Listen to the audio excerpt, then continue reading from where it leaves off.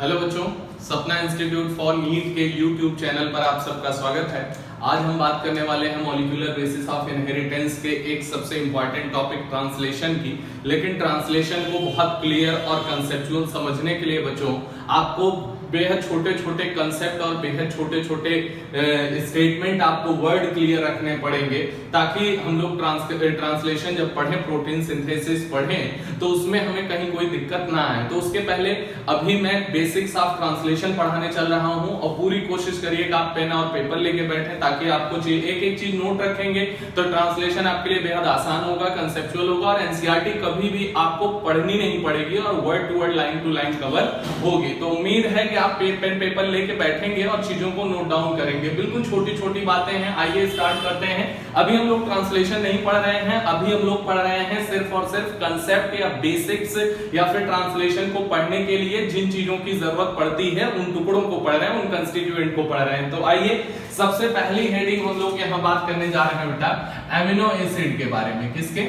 Amino acid. अब आप देखें, नाम सुना हुआ है, यहाँ पर एक वर्ड आता है एमिनो और एक वर्ड आता है एसिड। एमिनो का मतलब होता है NH2 और एसिड का मतलब होता है COOH। तो सबसे पहले अगर कोई पूछे कि स्ट्रक्चर बताइए, तो हमेशा आप जानते हैं amino acids are alpha substituted methane. यहां पर बोलेंगे अल्फा सब्स्टिट्यूटेड मीथेन। ओके, अब सवाल ये है कि अल्फा सब्स्टिट्यूटेड मीथेन क्या है? यहां पर मीथेन CH4 को बोलते हैं, और अगर इसके एक हाइड्रोजन को छोड़ के बाकी तीनों वैलेंसी को रिप्लेस कर दिया जाए, एक को NH2 से रिप्लेस कर दिया जाए बच्चों, और एक को एक वेरिएबल ग्रुप R से रिप्लेस कर दिया जाए और एक तरफ COOH लगा दिया जाए, तो आप देख सकते हैं यहाँ पे क्या है, एमिनो है, और यहाँ पे क्या है, ये COOH। यहाँ पर ये क्या है, COOH। तो एमिनो एसिड, ये क्या है, एमिनो, ये क्या है, एसिड। तो एक एमिनो एसिड का स्ट्रक्चर ये हो गया, ठीक है। ऐसे ही अगर दूसरा आप बनाना चाहें तो यहाँ पर ये कार्बन है और इसका हाइड्रोजन, एक पे आ गया ये एसिड और एक पे आ गया यहाँ पर क्या, एमिनो, देन एमिनो एसिड। और यहाँ पे क्या है, वेरिएबल, मतलब यहाँ पर वेरिएबल ग्रुप जुड़ सकते हैं R की जगह, मतलब आप कुछ भी लगाते रहो, H लगा सकते हो, CH3 लगा सकते हो, CH2OH लगा सकते हो। तो यहाँ पर ये जो है R जो है ये वेरिएबल एल्किल ग्रुप है, वेरिएबल एल्किल ग्रुप है। तो हमने ये कहा यहाँ पर कुछ भी आप लगाइए। अब आप जब R को बदलते जाएंगे तो एमिनो एसिड बदलता चला जाएगा। तो एक बेसिक स्ट्रक्चर जो है वो एमिनो एसिड का क्या होता है, जिसमें NH2 एमिनो और एसिड COOH दोनों प्रेजेंट हो, एमिनो भी हो, एसिड भी हो, इसीलिए ये एम्फोटेरिक नेचर के बोले जाते हैं। जिसके अंदर सब्स्टिट्यूटेड हाइड्रोजन जो है, यहाँ मीथेन CH4 को बोलते हैं, इसमें 3 हाइड्रोजन को सब्स्टिट्यूट किया जाता है वेरिएबल एल्किल ग्रुप COOH और NH2 से। तो that is the structure of a single amino acid. मैंने यहाँ एक एमिनो एसिड इधर बनाया, एक एमिनो एसिड इधर बनाया। ओके, अब सवाल यह है कि एमिनो एसिड कितने टाइप के होते हैं। तो बच्चों ध्यान रखिएगा, ये सवाल पूछा जाता है। एमिनो एसिड 2 टाइप के होते हैं, उनका नंबर जो है हमेशा 2 होता है। तो यहाँ पर जो टाइप है वो हमेशा 2 हैं। कौन कौन से? एक तो है इसेंशियल, ओके, एक है इसेंशियल, और second one is the non essential. Essential और नॉन इसेंशियल 2 तरह के एमिनो एसिड होते हैं। फिर सवाल आया नंबर कितने होते हैं, तो नंबर 20 होते हैं बच्चों, और 20 में इसेंशियल होते हैं 10 और नॉन इसेंशियल होते हैं 10। आइए फटाफट यहाँ पर हम लोग देखते हैं कि सबसे पहले अगर देखा जाए इसेंशियल याद करना है तो आप इसको देखेंगे टीवी मिल पाथ। टीवी मिल पाथ का जो एक यहां पर मैंने बना रखा है, क्या क्या, टीवी मिल पाथ, टीवी मिल पाथ। आप इससे देख सकते हैं कैसे, T for tryptophan, V for valine, M for methionine, I for isoleucine, L for leucine, L for lysine, P for phenylalanine, A for arginine, T for threonine, H for histidine. तो ये जो trick है इससे आप ध्यान रख सकते हैं, टीवी मिल पाथ, ये 10 इसेंशियल हो गए। इसके अलावा जो बच जाते हैं वो क्या होते हैं, नॉन इसेंशियल। अगर मैं बात करूं सिंपलेस्ट और फंडामेंटल जो एमिनो एसिड होता है वो ग्लाइसिन होता है, जो कि ऑप्टिकली जो है इनएक्टिव होता है, क्योंकि R की जगह क्या आता है, H और H और H। एक कार्बन पे चारों ग्रुप जब डिफरेंट होंगे तभी कायरल कार्बन आएगा, तभी ऑप्टिकली एक्टिव होगा। तो glycine is the basic, fundamental and ये सिंपल एमिनो एसिड है। और साथ में यहाँ पर इसमें कायरल कार्बन एब्सेंट होता है, इसलिए ये ऑप्टिकली क्या होता है, इनएक्टिव बोला जाता है। अब ग्लाइसिन के बाद एलानिन सेरीन, तो ग्लाइसिन एलानिन सेरीन मतलब gas, okay. Proline, cysteine, tyrosine, glutamic acid, glutamine, aspartic acid, asparagine. तो ये सारे के सारे 10 जो है नॉन एसेंशियल और 10 क्या है, एसेंशियल। नेक्स्ट जो बात बताने जा रहे हैं, बिल्कुल सिंपल बात ये है कि अगर हमारे पास 2 एमिनो एसिड हो बच्चों, एक एमिनो एसिड है यहाँ पर अगर आप देखें तो एमिनो एसिड 1 और second one is the amino acid 2। तो ये पहला एमिनो एसिड है और ये दूसरा एमिनो एसिड है। बात ये की जा रही है कि अगर 2 एमिनो एसिड को जोड़ा जाए, तो बोले सर एमिनो एसिड मोनोमर है क्या? हाँ, एमिनो एसिड अगर एक से ज्यादा को जोड़ेंगे तो वो पॉलीमर बनाएगा। बोले सर एमिनो एसिड जब 20 तरीके के हैं तो इसका मतलब अलग अलग एमिनो एसिड जुड़ेंगे? बोले हाँ, तो इसका मतलब वो पॉलीमर तो बनेगा लेकिन होमो नहीं, हेट्रोपॉलीमर। तो जो polymer of the amino acid होगा वो प्रोटीन कहलाता है। लेकिन प्रोटीन कैसा पॉलीमर होता है? हेट्रोपॉलीमर, क्योंकि हेट्रो का मतलब डिफरेंट और उसमें 20 तरीके के एमिनो एसिड पाए जाते हैं। तो अगर हम बात करें बेटा कि पॉलीमर बनाने के लिए आपको क्या करना पड़ेगा, यहाँ पर बॉन्ड बनाने पड़ेंगे और बॉन्ड बनाने के लिए 2 एमिनो एसिड चाहिए। तो आप बताओ, एक एमिनो एसिड ये ले लिया, एक एमिनो एसिड ये ले लिया। यहाँ पर एमिनो एसिड का बेसिक स्ट्रक्चर तो यहाँ पर COOH ये आया और यहाँ पर एमिनो एसिड का बेसिक स्ट्रक्चर तो दूसरे का NH2 इधर आया। अब हमने क्या किया कि यहाँ पर एसिड का OH और यहाँ पर NH2 से H जाता है। तो केमिस्ट्री में आप इसके बारे में और डिटेल पढ़ते हैं कि ये एसिड होने के बावजूद भी OH ग्रुप देता है और ये बेस होने के बावजूद भी H देता है। और यहाँ पे H और OH निकलने की वजह से H2O निकल जाता है और that is called the dehydration या removal of water. Okay, normal बात है। अब हमने ये कहा कि यहाँ पर अगर हम इन दोनों को जोड़ रहे हैं तो इसका मतलब ये दोनों सबस्ट्रेट हैं, इनको जोड़ के प्रोडक्ट बनाना है, इनके बीच में बॉन्ड बनाना है। तो वाटर हमने निकाल दिया, लेकिन यहाँ पर इसके लिए एनर्जी की जरूरत होती है और उस एनर्जी के लिए हम यहाँ पर खर्च करते हैं क्या? ATP। इसका मतलब जब भी 2 एमिनो एसिड को जोड़ेंगे या 2 से ज्यादा एमिनो एसिड को जोड़ेंगे, पॉलीमर बनाएंगे, हमेशा वहां पर एनर्जी की जरूरत पड़ेगी। एनर्जेटिकली फेवर्ड होना चाहिए, ATP की रिक्वायरमेंट जरूर होगी। ओके, दूसरा आता है सबस्ट्रेट से यहाँ प्रोडक्ट आना है, बॉन्ड बनाना है। तो यहाँ पर बॉन्ड बनाने के लिए एंजाइम चाहिए। बोले हाँ, एंजाइम मोस्ट इंपॉर्टेंट है बेटा, ध्यान रखिएगा। एंजाइम पेप्टाइडिल ट्रांसफेरेज नाम है, enzyme peptidyl transferase, enzyme peptidyl transferase. Okay, इसी को बोलते हैं राइबोजाइम। राइबोजाइम क्या होता है? ऐसे एंजाइम जहां पर स्ट्रक्चरल आरएनए जो है वो उसके स्ट्रक्चर को बनाता है। मतलब enzymes are mostly proteinaceous in nature but some are non proteinaceous and means ribozymes, जिसमें जो न्यूक्लिक एसिड या आरएनए से बने होते हैं। तो हमने या फिर राइबोजाइम किसे कह सकते हैं? Ribosome as catalyst. तो आप कहेंगे सर राइबोसोम कैटलिस्ट की तरह? हाँ, राइबोसोम बेसिकली है ही कुछ नहीं, राइबोसोम आरएनए और प्रोटीन से बना है और बेसिकली राइबोसोम का स्ट्रक्चरल मेन कंपोनेंट आरआरएनए है। आरआरएनए में आर का मतलब ही राइबोसोमल होता है। तो आप बताओ, यहां पर एनर्जी लगेगी, एंजाइम का नाम पेप्टाइडिल ट्रांसफेरेज है, इसे ही हम राइबोजाइम भी कहते हैं क्योंकि ये प्रोटीनेशियस नेचर का नहीं बल्कि इसका स्ट्रक्चर आरएनए से बना होता है और आरआरएनए जो है यहां कंस्टिट्यूएंट होता है राइबोसोम का। तो वो ribosome as a catalyst behave करता है, सो कॉल्ड एज राइबोजाइम। और अब सवाल ये आया कि सर कौन सा आरआरएनए है? तो 23S आरआरएनए, जो कि सिर्फ और सिर्फ बैक्टीरिया या फिर प्रोकैरियोट्स में पाया जाता है बच्चों। तो ये ध्यान रखिएगा, बैक्टीरिया और प्रोकैरियोट्स के अंदर पाया जाने वाला जो राइबोसोम है उसमें पाई जाने वाली 23S आरआरएनए की यूनिट कैटलिस्ट की तरह यूज आती है। That is behave like a catalyst और ribosome act as a ribozyme and name is the peptidyl transferase. नाम से आपको पता चल रहा है पेप्टाइड वर्ड आ रहा है तो प्रोटीन बनाने में बेसिकली काम आएगा। एमिनो एसिड को जोड़ के आप प्रोटीन ही बना रहे हैं यहाँ पर। तो हमने कहा यहाँ पर दोनों एमिनो एसिड को जोड़ना है, 1 और 2 को जोड़ना है, ठीक है। यहां पर डिहाइड्रेशन से वाटर निकल गया है तो यहां पर जो बॉन्ड बना है वो क्या बना है? CONH। क्या बना है बेटा?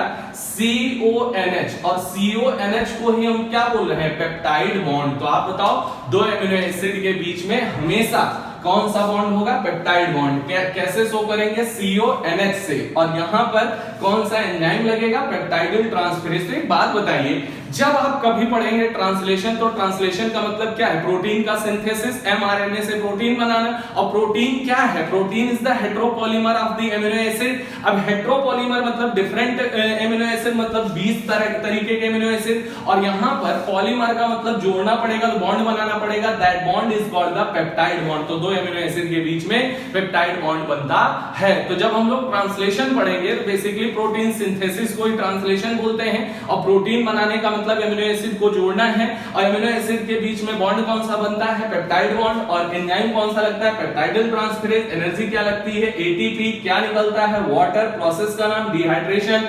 यहां पर बॉन्ड को कैसे बताएंगे? CONH बॉन्ड बोलेंगे। आप बताओ, यहां पे आप जोड़ते चले जाओ एमिनो एसिड को पेप्टाइड बॉन्ड्स के सहारे इस एंजाइम के थ्रू, और यहां पर हेटेरोपॉलीमर एक लॉन्ग चेन पॉलीपेप्टाइड चेन बन जाएगी, that is called the protein. तो हमें जब ट्रांसलेशन पढ़ेंगे तो ये स्टेप हमें पता होना चाहिए, पेप्टाइड बॉन्ड बना के ही हम प्रोटीन बना सकते हैं। तो एक बेसिक बात मुझे ये क्लियर करनी थी, एमिनो एसिड क्या है, एमिनो एसिड का बेसिक स्ट्रक्चर क्या है, और कैसे यहां पर दो एमिनो एसिड या दो से ज्यादा को जोड़ के पॉलीमर या प्रोटीन बनाते हैं। तो अगर हम यहां एमिनो एसिड को जोड़ पा रहे हैं तो आप क्या बोलेंगे? यहां पर ये क्या आएगा? प्रोटीन।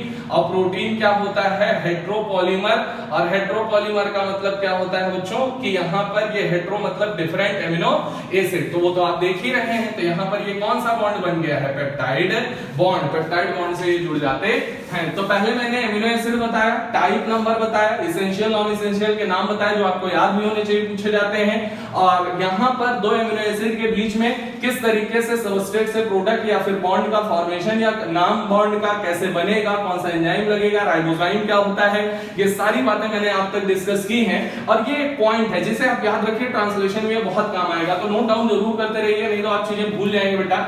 आइए नेक्स्ट हम लोग आते हैं बेटा, इतनी बात तो बेसिक है, लेकिन इसके अलावा अगर कभी ये हो कि यार एमिनो एसिड को हमें जो है एक्टिवेट करना है, एमिनो एसिड्स को जोड़ना है, तो एमिनो एसिड को हमें एक्टिव करना पड़ेगा। मतलब कोई एमिनो एसिड पड़े हुए हैं, दो एमिनो एसिड पड़े हुए हैं, तो हम वहां पे कभी भी उन्हें अचानक से नहीं जोड़ सकते हैं, डायरेक्टली नहीं जोड़ सकते हैं, उनको हमें पहले एक्टिवेट करना पड़ेगा। तो एक वर्ड आता है बेटा, ऐसे ही एज इट इज कंसेप्ट के बेसिस पे ध्यान रखिए, एक वर्ड आता है, एमिनो एसिड क्लियर हो गया, ठीक है। अब एमिनो एसिड पे एक वर्ड आता है activation of the amino acid. Activation of amino acid क्या है और कब एक्टिवेशन होता है, कैसे एक्टिवेशन होता है, यही पढ़ने जा रहे हैं। तो यहाँ पे नेक्स्ट हेडिंग जो हम लोगों की है वो है एक्टिवेशन ऑफ एमिनो एसिड, ये बहुत काम आएगा, आगे ध्यान रखिएगा। सवाल ये है एक्टिवेशन ऑफ एमिनो एसिड करना है, एमिनो एसिड पहले बनाइए, तो कार्बन है, कार्बन HNH2R और COOH एक एमिनो एसिड बन गया। बोले सर अब इसका एक्टिवेशन करिए, तो जो प्रोडक्ट मिलेगा वो क्या बनेगा? Activated amino acid. बोले सर एक्टिवेशन करने के लिए एनर्जी की जरूरत जरूर पड़ेगी, तो बोले एनर्जी लगाओ यार, एटीपी की कोई दिक्कत वाली बात नहीं है, एनर्जी एटीपी लग गई आपकी, कोई दिक्कत नहीं है हमेशा की तरह। अगला, अब बोले सर यहाँ पर एज ए कोफैक्टर हमेशा Mg+2 भी लगेगा, लगा दो, कोई दिक्कत वाली बात नहीं है, नॉर्मल बात है। लेकिन जो सबसे मोस्ट इंपॉर्टेंट बात है वो है एंजाइम। क्या है? एंजाइम। यहाँ पर हम बात करने जा रहे हैं एंजाइम की। एंजाइम का नाम है बेटा, जो यहाँ एमिनो एसिड को एक्टिव करेगा उसका नाम है enzyme amino acyl tRNA synthetase. क्या नाम है? Enzyme amino acyl tRNA synthetase. Amino acyl tRNA synthetase, बहुत गौर से सुनिएगा। ये एंजाइम जो है वो एक्टिवेटिंग एंजाइम के नाम से जाना जाता है, लेकिन ये एंजाइम 20 तरीके के एमिनो एसिड हैं हमारे पास, 20 नंबर में है टोटल। तो डिफरेंट एमिनो एसिड के लिए यहाँ डिफरेंट स्पेसिफिक एंजाइम जरूरी होते हैं और वो पाए जाते हैं। तो हमने कहा ये कितने तरीके के पाए जाएंगे? 20 तरीके के। हर एमिनो एसिड के लिए अलग अलग स्पेसिफिक एक्टिवेटिंग एंजाइम या फिर एमिनो एसाइल टीआरएनए सिंथेटेज की जरूरत पड़ती है। और जैसे ही ये होगा, एटीपी खर्च होकर किसमें बदलेगा? दोनों टर्मिनल फॉस्फेट जाएंगे तो एएमपी में बदल जाएगा। एंजाइम को कुछ भी फर्क नहीं पड़ेगा, एंजाइम तो यहाँ पे जुड़ जाएगा और साथ में यहाँ पर Mg+2 एज ए कोफैक्टर काम करेगा। तो इसी से मतलब ये है कि यहाँ पर एनर्जी का खर्च करके in the presence of Mg+2 ये एंजाइम एमिनो एसिड से जुड़ जाएगा। तो हम यहाँ पर क्या बोलेंगे? एमिनो एसिड, ठीक है, वो तो पहले से ही था तो वो एमिनो एसिड है ही है, ठीक। तो यहाँ पर हम बोलेंगे जो एमिनो एसिड आपने लिया था वो एमिनो एसिड तो है ही है, साथ में अगर बोला जाए तो ये जो एटीपी है उसके दो टर्मिनल फॉस्फेट जाने के बाद क्या बचे, एएमपी बचा, तो एमिनो एसिड एएमपी। ओके, और साथ में अब कौन जुड़ गया है, एंजाइम। क्या जुड़ गया है, एंजाइम। तो आप बताओ एक कॉम्प्लेक्स बन गया कि नहीं बन गया, बिल्कुल। एमिनो एसिड यहां पर एएमपी एंजाइम कॉम्प्लेक्स, एंजाइम का नाम पता है, तो इसे फुल फॉर्म बोलते हैं amino acyl AMP enzyme complex. क्या नाम बोलेंगे, amino acyl AMP enzyme complex. Okay, तो that is the activation of amino acid. जब आप पढ़ेंगे ट्रांसलेशन तो वहां ये आएगा, सबसे पहली स्टेप होती है एमिनो एसिड को एक्टिवेट करना। तो मैं वहां नहीं बताऊंगा, आप कॉपी में जरूर नोट करिए इसको कि एक्टिवेशन ऑफ एमिनो एसिड एक कांसेप्ट है कि एमिनो एसिड को एक्टिवेट करना है। तो कैसे एक्टिवेट करेंगे, एमिनो एसिड लेंगे एनर्जी Mg+2 के साथ एक स्पेसिफिक एंजाइम जो कि 20 तरीके का होता है पीसो एमिनो एसिड के लिए, और वहां पर एटीपी खर्च होके एमपी में एमिनो एसिड वैसे के वैसे और उसके साथ एंजाइम जुड़ जाएगा और यहां बनाएगा amino acyl AMP enzyme complex. Okay, तो दैट इज द, अब ये जो आया है ये कॉम्प्लेक्स बना है amino acyl AMP enzyme complex बच्चों, that is the activated amino acid. इसे ही हम बोलते हैं क्या, एक्टिवेटेड एमिनो एसिड। एक सिंपल बात बताऊं मैं आपको, एमिनो एसिड के साथ इस एंजाइम को जोड़ के हम बना लेते हैं एक्टिवेटेड एमिनो एसिड। मतलब इस एंजाइम के वर्क करने के बाद ये एमिनो एसिड उसके साथ जुड़ के एक्टिवेट हो जाता है। तो it's all about the amino acid. ये आपको ट्रांसलेशन बहुत काम आने वाला है, तो पूरी एमिनो एसिड की बात एक एक लाइन आप ध्यान रखिएगा। नेक्स्ट हमारा दूसरा टॉपिक है बेटा यहां पर टाइप्स ऑफ आरएनए। यहां पर दूसरा टॉपिक जो आ रहा है वो आ रहा है टाइप्स ऑफ आरएनए। आइए, यहां पर टाइप्स ऑफ आरएनए 3 टाइप के होते हैं basically, rRNA, tRNA, mRNA. RRNA, tRNA, mRNA. ठीक, अब हम सबसे पहले स्टार्ट कर रहे हैं आरआरएनए के बारे में, फिर अगला हम लोग पढ़ेंगे टीआरएनए, देन एमआरएनए। ओके, आइए आरआरएनए की अगर बात करें बेटा तो आर का मतलब यहां पर ये जो आर है, आर का मतलब है राइबोसोमल। तो अपने आप पता चल गया कि राइबोसोम के अंदर प्रेजेंट होगा। अच्छा, राइबोसोम के अंदर प्रेजेंट है तो राइबोसोम जहां बनता है वहां पर तो जरूर ही होगा। तो न्यूक्लियोलस को आप क्या बोलते हैं, राइबोसोमल फैक्ट्री ऑफ सेल। क्या बोलते हैं, राइबोसोमल फैक्ट्री ऑफ सेल। तो राइबोसोम में तो है ही है, और राइबोसोम जहां बनेगा वहां वो न्यूक्लियोलस है तो वहां पर भी होगा। तो आप बताओ क्या, आरआरएनए। और जो पूरे सेल में कितने परसेंट है, 80%। ओके, अब राइबोसोम में 2 सब यूनिट होती है, एक लार्जर होती है और एक स्मॉलर होती है। तो यहां पर पूछा गया कि आरआरएनए जो है वो लार्जर सब यूनिट में भी होता है और साथ में स्मॉलर सब यूनिट में भी होता है। लार्जर में भी होगा और स्मॉलर में भी होगा। मोस्ट स्टेबल है। अगर किसी, सोचो कि सेल के किसी ऑर्गेनेल का पार्ट है जो कि राइबोसोम है, तो ऑर्गेनेल का पार्ट होगा तो वो डेफिनेट स्ट्रक्चर होगा, और डेफिनेट स्ट्रक्चर होने के नाते वो हमेशा मोस्ट स्टेबल रहना पड़ेगा। तो ये क्या होता है, मोस्ट स्टेबल। ओके, अच्छा, राइबोसोम न्यूक्लियोलस दोनों प्रेजेंट है, so that is the structural role. और दूसरा कैटालिटिक रोल, अभी हाल फिलहाल में आप यहां पढ़ के आ रहे हैं, जहां मैंने हाथ रखा है आप देखें, फिर से मैं ये वही बात रिपीट कर रहा हूं। कैटालिटिक रोल का मतलब है कि आरआरएनए कैटलिस्ट की तरह काम करेगा। आरआरएनए जो है राइबोसोम में होता है और वो राइबोसोम एंजाइम की तरह काम करेगा, तो राइबोजाइम की तरह काम करेगा। मतलब इसका नाम होगा पेप्टाइडिल ट्रांसफेरेजेस। क्या बोलेंगे, यहां पर पेप्टाइडिल ट्रांसफेरेजेस, और यहां पर ये प्रोटीन नहीं है, ये पेप्टाइडिल ट्रांसफेरेज प्रोटीन नहीं है। Most of the enzymes are proteinaceous in nature except क्या, राइबोजाइम्स। राइबोजाइम्स में कौन प्रेजेंट होता, आरएनए। कौन सा, आरआरएनए। ओके, और इसी पेप्टाइडिल ट्रांसफेरेज का नाम होता है 23S आरआरएनए, जो यूकैरियोट में नहीं बल्कि किसमें प्रेजेंट होता है, प्रोकैरियोट में। तो हम कहेंगे यहां पर ये यूकैरियोट में एब्सेंट होगा। कहां प्रेजेंट होगा बच्चों, बैक्टीरिया और प्रोकैरियोट में। ओके, और इसका काम क्या है, तो आप कहोगे सर काम तो यहां पढ़े हैं कि जब प्रोटीन सिंथेसिस करनी होगी, ट्रांसलेशन करना होगा, ड्यूरिंग द ट्रांसलेशन ये एमिनो एसिड को जोड़ेगा और पॉलीपेप्टाइड चेन बनाएगा या प्रोटीन बनाएगा, तो प्रोटीन सिंथेसिस के लिए पेप्टाइड बॉन्ड बनाना पड़ेगा।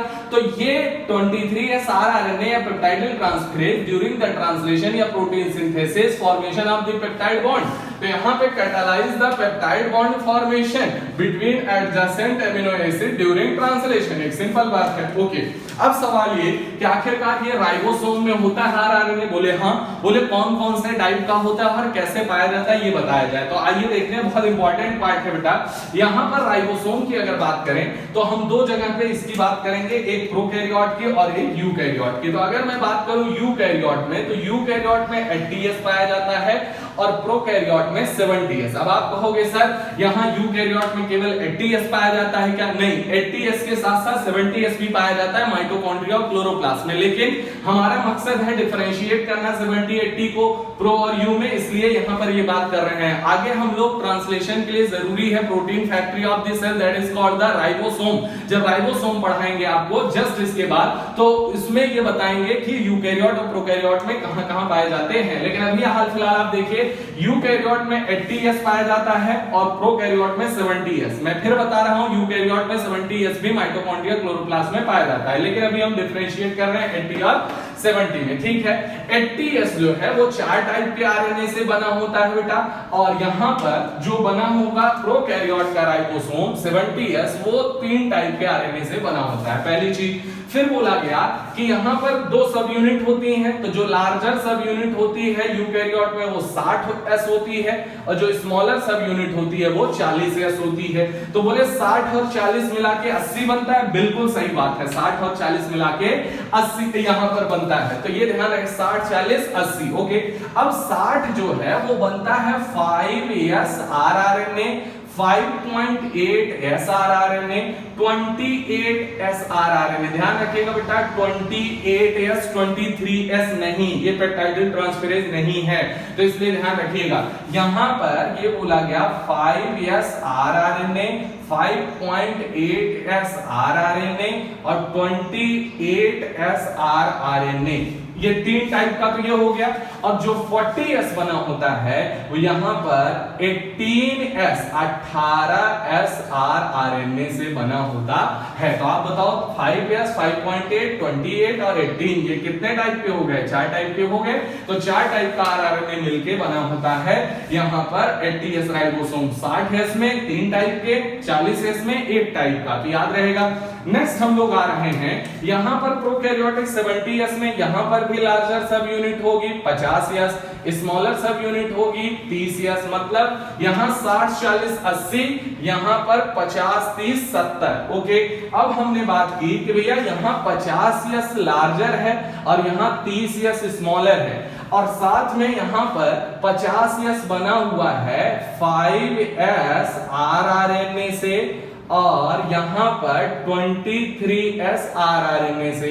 आप बताओ 5S और 23S 2 टाइप के हो गए, और यहां 16S RRNA होता है, ये 30S बनाता है स्मॉलर को। आप बताओ कितने टाइप के? 3 टाइप के। तो यहां पर 3 टाइप का RNA होता है। तो मैंने आपको बताया कि 3 टाइप के RRNA से मिलके 70S और 4 टाइप के RRNA से मिलके 80S बना होता है। तो 60 40 80 50 30 50 30 70 60 40 80, 5S 5.8S 28S मिलके 60S, 18S बनाएगा 40S को, और यहाँ 5S और 23S। अब आप देखो यही 23S जो कि लार्जर सब यूनिट में है, तो मैं कह सकता हूं क्या पेप्टाइडिल ट्रांसफेरेज या 23S RRNA ये हमेशा बैक्टीरिया या प्रोकैरियोट में राइबोसोम में होगा, लेकिन राइबोसोम की किस सब यूनिट में होगा? तो आप ये कह सकते हैं कि यहाँ पर लार्जर सब यूनिट, और लार्जर सब यूनिट कौन सी है? 50S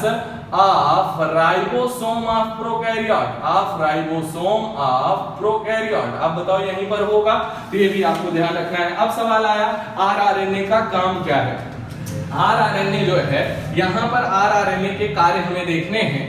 पहला काम होता है, अभी हमने tRNA mRNA नहीं पढ़ा है, आगे चल के पढ़ेंगे, लेकिन उसके पहले मैं बता दूं कि यहां पर tRNA को, RRNA जो है यहां कैटालिटिक रोल कर रहा है, ठीक है। तो टीआरएनए और एमआरएनए को दोनों को ये किससे किससे जोड़ता है, ये देखिए राइबोसोम की यहां पर टीआरएनए को लार्जर सब यूनिट ऑफ राइबोसोम से जोड़ता है। मतलब ये है अगर टीआरएनए, ये क्या है टीआरएनए, और यहां पर अगर मान लीजिए ये है आरआरएनए, ठीक, और ये जो है क्या है आपका, ये टीआरएनए हो गया, ये हो गया यहां पर आरआरएनए जो कैटालिटिक रोल कर रहा है, और ये यहां पर हो गया है राइबोसोम की लार्जर सब यूनिट। तो राइबोसोम की लार्जर सब यूनिट से आरआरएनए की प्रेजेंस में ये टीआरएनए जुड़ जाता है। तो ये आपको ध्यान रखना है कि यहां पर आरआरएनए टीआरएनए को राइबोसोम की लार्जर सब यूनिट से जोड़ता है, और आरआरएनए दूसरा काम एमआरएनए को स्मॉलर सब यूनिट ऑफ राइबोसोम से जोड़ता है। बात करते हैं बेटा टीआरएनए की। टीआरएनए को बोलते हैं, यहां पर टी का मतलब है ट्रांसफर, टीआरएनए में टी फॉर ट्रांसफर, इसी को एक नाम देते हैं बेटा एसआरएनए, और एस का मतलब सॉल्युबल आरएनए, टी का मतलब ट्रांसफर आरएनए। ध्यान सुनिएगा स्टूडेंट, इसको बोलते हैं tRNA, transfer RNA, soluble RNA, sRNA, और एक नाम और देते हैं बच्चों एडाप्टर आरएनए। एडाप्टर का मतलब आप जानते होंगे, एक हाथ से ये क्या करता है, एक तरफ से एक हैंड से तो ये एमआरएनए पर प्रेजेंट कोडॉन को रीड करता है, और दूसरे एंड पे ये एमिनो एसिड को लगातार क्या करता है, बाइंड करता चला जाता है। मतलब ये है कि टीआरएनए जो है एडाप्टर की तरह काम करता है, और एडाप्टर क्या होता है कि उसके दो एंड अगर हैं तो एक एंड से तो वो पढ़ेगा एमआरएनए पे प्रेजेंट कोडॉन को, और उस कोडॉन के करेस्पॉन्डिंग स्पेसिफिक एमिनो एसिड को अपने दूसरे एंड पे जोड़ता चला जाएगा। तो ये एमआरएनए पे पढ़ता चला जाएगा और यहां पर एमिनो एसिड को जोड़ता चला जाएगा। तो एमिनो एसिड को जोड़ के बनाएगा क्या, प्रोटीन बनाएगा, तो इसका मतलब प्रोटीन सिंथेसिस में ये मदद करेगा, इसीलिए एडाप्टर आरएनए बोलते हैं। एनसीईआरटी लिखती है one hand read codon on mRNA, other hand bind specific amino acid on their and, next and. तो ये दोनों काम करता है सो एडाप्टर आरएनए। नेक्स्ट आते हैं बेटा, इसका अमाउंट जो होता है वो 10 से 15% होता है, और ये क्या होता है, स्मॉलेस्ट होता है। ओके, इसका काम बेसिकली क्या होता है, वो एडाप्टर से पता चल गया कि ये जेनेटिक कोड को रीड करेगा जो कहां प्रेजेंट होगा, ऑन एमआरएनए, ऑन एमआरएनए यहां कोड करेगा, और ब्रिंग्स एमिनो एसिड, ये एमिनो एसिड को अपने एंड पे जोड़ता चला जाएगा। कैसे हम लोग देखेंगे। अच्छा, इसका जो दिखता है वो तो क्लोवर लीफ लाइक दिखता है, लेकिन एक्चुअल जो स्ट्रक्चर है वो कैसा है, इन्वर्टेड एल जैसा। कैसा, इन्वर्टेड एल की तरह नजर आता है। तो इसका शेप भी हम लोग देखेंगे। एक इंपॉर्टेंट बात बेटा जो आप अपनी कॉपी में जरूर नोट करिएगा कि एंटीकोडॉन्स जो होते हैं, एक तो होता है कोडॉन या जेनेटिक कोड जो कहां प्रेजेंट होता है, एमआरएनए पे हमेशा की तरफ, मतलब डीएनए से जब ट्रांसक्रिप्शन होता है तो एमआरएनए बनता है, और डीएनए के इंफॉर्मेशन को हमेशा ट्रिपलेट जेनेटिक कोड के फॉर्म में रिप्रेजेंट कौन करता है, एमआरएनए, और इसी कोडॉन को पढ़ने के लिए लगते हैं एंटीकोडॉन, और वो एंटीकोडॉन कहां होंगे, जो पढ़ेगा, कौन पढ़ेगा, टीआरएनए। तो यहां पर मैंने बताया रीड का काम कौन करता है, टीआरएनए, रीड का काम कौन करता है, टीआरएनए। तो अगर कोडॉन को रीड करना है तो टीआरएनए के ऊपर क्या होने चाहिए, एंटीकोडॉन। तो याद रखिएगा, codons are always present on the mRNA and anticodons are always present the tRNA. मतलब टीआरएनए जब आप देखेंगे तो उसमें एंटीकोडॉन प्रेजेंट होंगे। आइए नेक्स्ट बात करते हैं यहां पर कि टीआरएनए जो है वो सिंगल स्ट्रैंडेड मॉलिक्यूल है। पहली चीज, टीआरएनए जो है वो क्या है, सिंगल। आप कहेंगे सर आरएनए सिंगल स्ट्रैंडेड और एमआरएनए भी क्या था, सिंगल स्ट्रैंडेड था, टीआरएनए भी क्या है, सिंगल स्ट्रैंड। लेकिन ये स्ट्रेट नहीं होता बेटा एमआरएनए की तरह, बल्कि क्या होता है, फोल्डेड। और जब कोई चीज फोल्ड होगी तो आप तो जानते हो ये पॉलीन्यूक्लियोटाइड है, और इसमें कॉम्प्लीमेंट्री बेस पेयरिंग यहां पर एक के साथ एक ATAUGC यही आरएनए में प्रेजेंट होगा, सॉरी थाइमिन नहीं होगा। तो हम कहेंगे कि जब ड्यू टू द फोल्डिंग, मुड़ने की वजह से कुछ some complementary nitrogenous base come across, नजदीक आते हैं एंड फॉर्म हाइड्रोजन बॉन्ड। आप बताओ, जैसे ये पूरा का पूरा स्ट्रेट है टीआरएनए, तब तो ठीक था, कहीं बॉन्डिंग नहीं होगी। लेकिन अगर इसी को मैं मोड़ तोड़ दूं तो आप बताओ, दो नाइट्रोजनस बेस जो आपस में कॉम्प्लीमेंट्री है, वो अगर पास आएंगे तो क्या बनाएंगे? Hydrogen bond. लेकिन कुछ ऐसी जगह होती हैं, place at which hydrogen bonds not form, hydrogen bond जहां नहीं बनते हैं। क्यों नहीं बनते हैं? ड्यू टू प्रेजेंस ऑफ सब एबनॉर्मल नाइट्रोजनस बेसेस। तो आप कहेंगे सर AUGC तो क्या है? नॉर्मल। लेकिन अगर इसमें कुछ और ऐड हो जाए तो ये नॉर्मल नाइट्रोजनस बेस बन जाते हैं। जैसे एक तो आएगा साई से रिप्रेजेंट करते हैं बेटा, और साई को बोलते हैं स्यूडो यूरेसिल, और DHU एक होता है डाइहाइड्रोक्सी यूरिडीन, और भी बहुत सारे हैं, इनोसिन जैसे एक होता है नॉर्मल नाइट्रोजनस बेस। तो याद रखिए, जहां फोल्डिंग की वजह से अक्रॉस आके हाइड्रोजन बॉन्ड बनाएंगे ज्यादातर, लेकिन कुछ जगह ऐसी होगी जहां पे नहीं बन पाएगा हाइड्रोजन बॉन्ड, क्योंकि वहां नॉर्मल नाइट्रोजनस बेस है, जैसे कि स्यूडो यूरोसिल और DHU। तो वहां पर हाइड्रोजन बॉन्ड नहीं बनेगा, तो वहां क्या बनेगा? लूप। तो this is the most important, कि जहां पर लूप आएगा समझ जाइएगा हाइड्रोजन बॉन्ड वहां पे बन नहीं पाया है। ओके, तो लूप आपको क्लियर हो गया, सिंगल स्टैंडर्ड है लेकिन फोल्डेड है। अब मैं आपको इसका स्ट्रक्चर बताने जा रहा हूं कि एग्जैक्टली टीआरएनए का स्ट्रक्चर कैसा होता है। तो आइए फटाफट पढ़ते हैं। यहां पर अगर आप देख पा रहे हैं तो ये 5 डैश है, ये 3 डैश है। अब आप कहेंगे सर ये तो डबल स्टैंडर्ड है। नहीं, यहां 5 डैश को एक हाथ से पकड़िए और 3 डैश को एक हाथ से पूरा सीधा कर दीजिए बच्चों, तो आप क्या कहेंगे? ये सिंगल स्टैंडर्ड। लेकिन आप देखो यहां 5 डैश ये लगातार लगातार लगातार लगातार लगातार इधर क्या हुआ है? फोल्डेड है, और फोल्डेड होने की वजह से यहां पर आपस में क्या बन गए? हाइड्रोजन बॉन्ड बन गए हैं। तो सिंगल स्टैंडर्ड है, फोल्डेड है, इसलिए हाइड्रोजन बॉन्ड बने हैं ज्यादातर। लेकिन आप देखो 1 लूप, 2 लूप और 3 लूप। तो अगर आप देख पा रहे हैं तो यहां पे वर्ड इस्तेमाल हुआ है लूप, यहां भी वर्ड इस्तेमाल हुआ है लूप, और यहां पर भी वर्ड इस्तेमाल हुआ है लूप। अब आप कहेंगे कि सर यहां लूप वर्ड का मतलब हाइड्रोजन बॉन्ड नहीं है। बिल्कुल सही बात है, यहां हाइड्रोजन बॉन्ड नहीं है। तो बोले ठीक है, structure single standard 5 dash and और 3 डैश एंड, यहां पर फोल्डेड है, फोल्डेड होने की वजह से हाइड्रोजन बॉन्ड। लेकिन जहां पे हाइड्रोजन बॉन्ड नहीं है, जहां नॉर्मल नाइट्रोजनस बेस है, वहां पे क्या प्रेजेंट है बेटा? लूप। और अगर मैं बोलूं लूप का नाम क्या है, तो आप देखें 1 लूप, 2 लूप और 3 लूप। आइए एक एक का काम समझते हैं और नाम समझते हैं। तीनों बेहद इंपॉर्टेंट लूप है बेटा, लेकिन शुरुआत यहां से कि 3 डैश एंड पे बेटा हमेशा एक फिक्स नाइट्रोजनस बेसेस का सीक्वेंस होता है CCA। क्या प्रेजेंट होगा? CCA हमेशा हमेशा हर एक टीआरएनए पे CCA 3 डैश पर प्रेजेंट होगा, 5 डैश पे गुआनिन प्रेजेंट होता है। और इस एंड को जो 3 डैश एंड है, ये वाला टीआरएनए का एंड है, इसे बोलते हैं एमिनो एसिड एक्सेप्टर एंड। आप जान रहे हैं एक्सेप्टर एंड मतलब एक्सेप्ट करता है किसे? एमिनो एसिड को। तो मैंने एमिनो एसिड का स्ट्रक्चर आपको बना के बता रखा है।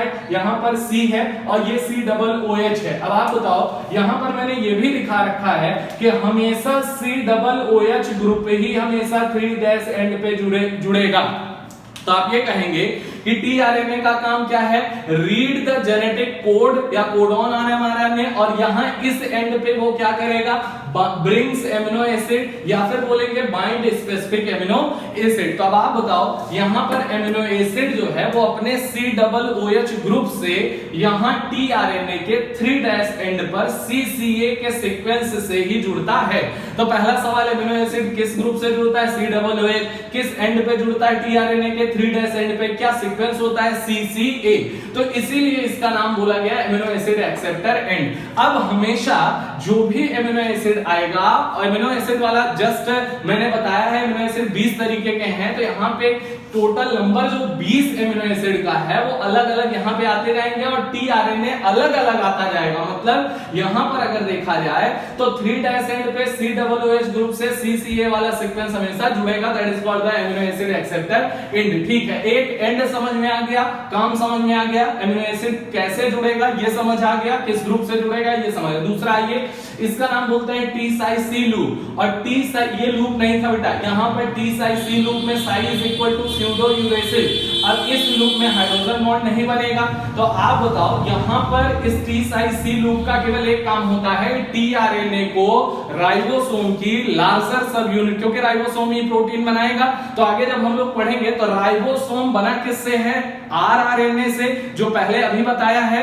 और टीआरएनए से। तो आप कहेंगे आरआरएनए और टीआरएनए दोनों स्ट्रक्चरल आरएनए हैं, दोनों से मिलकर बना है। तो यहां पर इस लूप का काम होता है कि राइबोसोम की लार्जर सब यूनिट से टीआरएनए को जोड़ना, मतलब एमिनो एसिड इस एंड पे जुड़ेगा और टीआरएनए को लार्जर सब यूनिट ऑफ राइबोसोम से ये वाला लूप जोड़ेगा।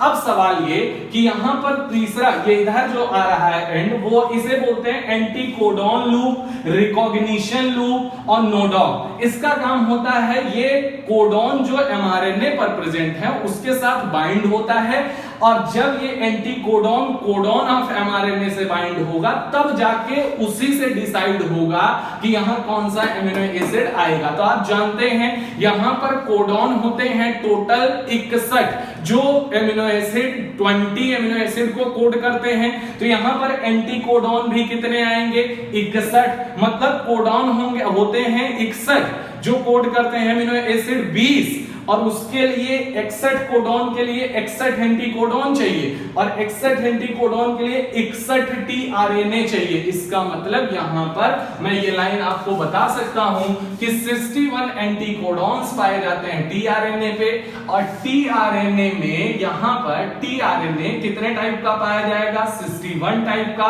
यहां पर कोडॉन्स भी कितने टाइप के पाए जाएंगे, 61। तो आप बताओ एमआरएनए पे कोडॉन 61 टाइप का, और टीआरएनए भी 61 टाइप का, और टीआरएनए के ऊपर एंटीकोडॉन भी 61 टाइप का, और ये सारे के सारे कोड करेंगे कितने एमिनो एसिड, 20 एमिनो एसिड को ये कोड करते हैं। तो याद रखिए 61 कोडॉन एमआरएनए पे प्रेजेंट हो सकते हैं, तो 61 टीआरएनए विद 61 एंटीकोडॉन यहां पर प्रेजेंट होता है। अब एक लाइन और कि शुरुआत करने के लिए जो टीआरएनए चाहिए होता है उसे बोलते हैं इनिशिएटर टीआरएनए, ये तो पाया जाता है, लेकिन रोकने के लिए कभी कोई टीआरएनए नहीं पाया जाता है, कोई भी टर्मिनेटर टीआरएनए नाम की चीज नहीं पाई जाती है, क्योंकि वो स्टॉप कोडॉन या टर्मिनेशन कोडॉन हुआ और उगा से टर्मिनेट कर दिया जाता है। तो याद रखिएगा ये वाली बात बहुत इंपॉर्टेंट है बेटा, कहां कौन पाया जाता है ये बता दिया, कितने पाए जाएंगे ये बता दिया, ठीक। तो इसका काम क्या है, ये इस एंड से हमेशा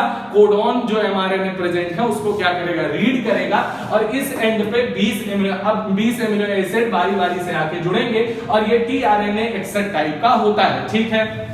हमने कहा कि एमआरएनए जो है वो रखेगा 61 तरीके के कोडॉन रख सकता है, एंटीकोडॉन 61 तरीके के, टीआरएनए 61। अरे जब एंटीकोडॉन बदलता जाएगा तो ये पूरा टीआरएनए अपने आप ही बदल जाएगा, 61 टाइप का ये होगा तो 61 टाइप का ये होगा, लेकिन ये कितने टाइप का आएगा, 61 टाइप के कोडॉन 20 टाइप के एमिनो एसिड कोड करते हैं। तो 61 टाइप के एंटीकोडॉन जब पढ़ेंगे तो यहां पर 20 ही टाइप के एमिनो एसिड बार बार आएंगे और 3' से जुड़ेंगे, ठीक है। लेकिन एमिनो एसिड को यहां 3' पर जोड़ने के लिए एंजाइम चाहिए होता है बच्चों, और यहां पर एक पर्टिकुलर एंजाइम की जरूरत होती है, और इस एमिनो एसिड को क्या बोल रहे हैं, एक्टिवेटेड एमिनो एसिड। जस्ट इसके पहले मैंने बताया एक्टिवेशन कैसे करते हैं, वो मैं पहले ही बता चुका हूं, लेकिन उस एक्टिवेटेड एमिनो एसिड को 3' एंड पे जोड़ने के लिए यहां पे ये मदद करता है DHU लूप, या फिर DHU का फुल फॉर्म डाइहाइड्रोक्सीयूरिडीन है, और DHU लूप का एक और नाम है बेटा बहुत इंपॉर्टेंट,